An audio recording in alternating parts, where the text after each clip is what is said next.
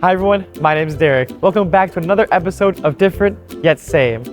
You know, on different occasions, like things like holidays and birthdays, anniversaries, you're gonna be able to get some kind of gift.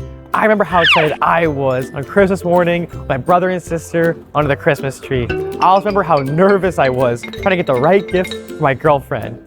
But that begs the question, what makes a good gift? What makes a gift with good intentions a bad gift? Today, I'm gonna find out all about gifts and how different cultures give each other these gifts. Let's go. Right now, it's the holiday season, so we have both Christmas and New Year's to look forward to. As we say in the West, it's the most festive time of the year, and we anticipate it the most. Not only are we gonna see our families, but it's also time for gift giving. For this reason, so many stores across the West will have huge discounts. For that reason, so many Westerners will go out with their families to shop together and just be together. In the West, Christmas is one of the most important holidays of the year. And in tradition, young children will get up so early to anticipate the gifts they get from Santa Claus. Now, of course, it's really just their parents that give it to them if they've been a good child, but it's still really fun. Another really cool thing about Christmas is the Christmas wish list. So no matter what, you might not get everything, but every gift will be something that you really wanted.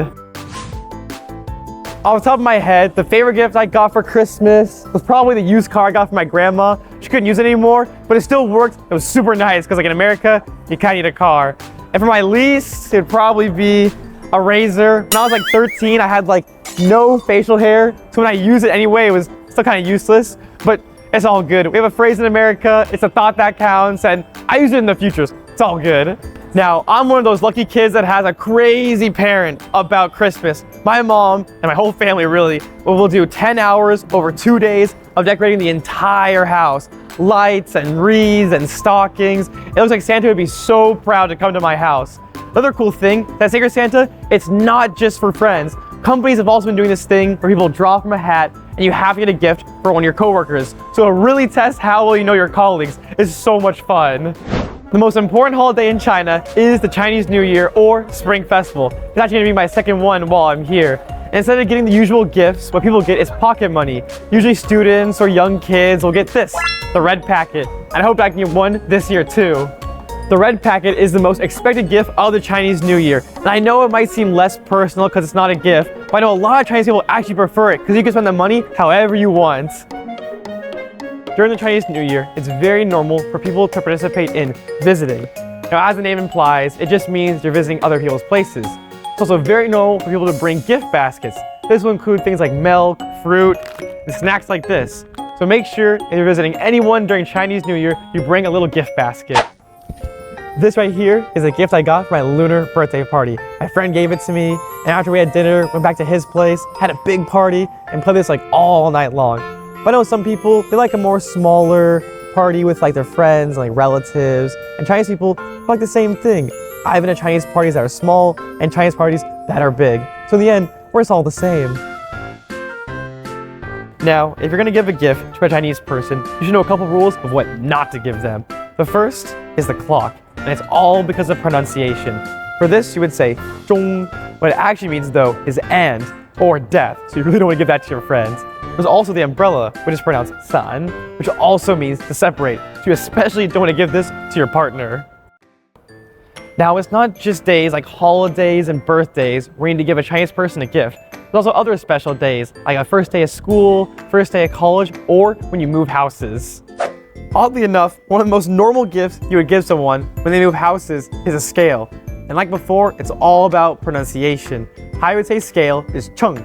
There's also an idiom, 称心如意. What that means is to be happy or content. So you give someone a scale and they're gonna be happy or content with their new place. Now, if you're in the West, from America, do not give someone a scale. If someone gave it to me, it just means, oh, you should probably lose some weight. They're not gonna be happy about that.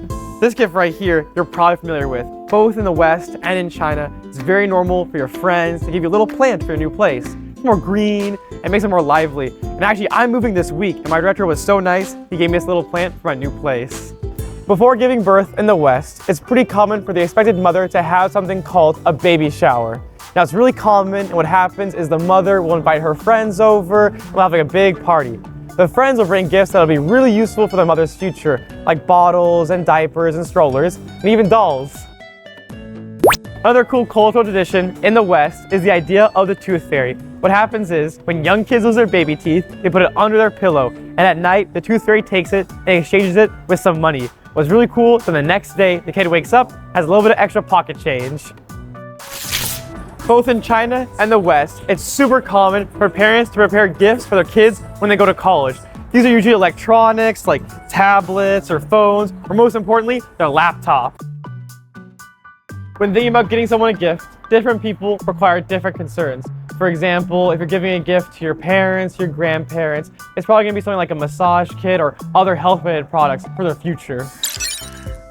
Whether it's your birthday, a festival, or any other occasion, we all love to give and receive gifts. I hope you've learned today that it doesn't matter where it comes from the occasion, from the West and the East. What really matters is it shows off our goodwill for giving gifts. I hope I also showed you some good tips on what to and what not to buy. Well, that's all I have for today's episode of Different Yet Same. I hope there's something cool about Chinese culture you could use in your everyday lives. And I'll see you guys in the next one. Learn Chinese with me. 礼物 gift 纪念日 anniversary